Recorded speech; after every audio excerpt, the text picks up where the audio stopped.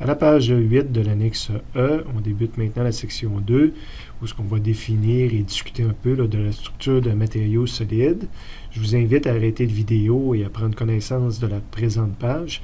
J'attire seulement votre attention sur le fait qu'un matériau peut être constitué soit d'un élément chimique pur, donc ça c'est exemple le cuivre, donc un matériau qui est constitué d'un seul élément, peut être constitué d'une molécule ou d'un composé chimique.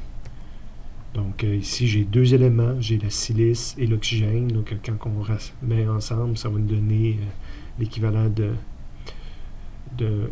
quartz, d'un morceau d'un grain de sable. Puis évidemment, ces composés-là peuvent être de plus en plus complexes et longs pour tendre à être une molécule complexe de type cellulose. Et on peut mélanger tout ça, des matériaux purs qui contiennent des composés, etc.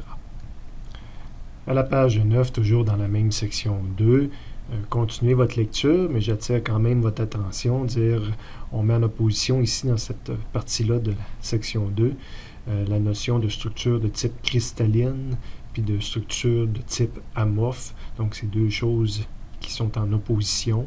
Quelque chose qui est de type cristal, c'est quelque chose qui est extrêmement structuré, répétitif.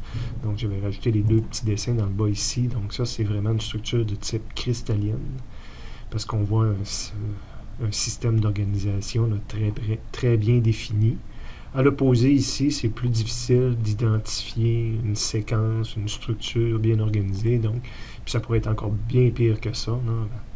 Donc, ça, c'est plus de type amorphe. On peut facilement imaginer là, les dalles d'une terrasse à l'extérieur.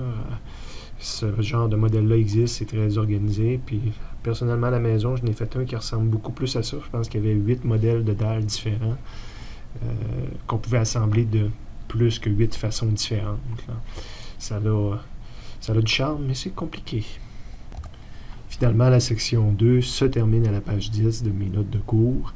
Prenez le temps d'arrêter de lire le contenu de la page, mais j'attire votre attention là, sur le fait que dans une structure cristalline bien définie, il va souvent y avoir des défauts. Ici, on a une structure cristalline qui est quand même assez répétitive, etc. Mais de temps en temps, sans aucune raison, il manque... Et ici, c'est probablement une molécule, là, un endroit où on aurait dû s'attendre à avoir une molécule. Puis on verra que c'est ce genre de défauts-là, on dit que c'est des défauts, mais des fois c'est même recherché, ça vient changer la performance d'un matériel. Souvent, c'est pas un défaut recherché, des fois ça vient l'affaiblir également.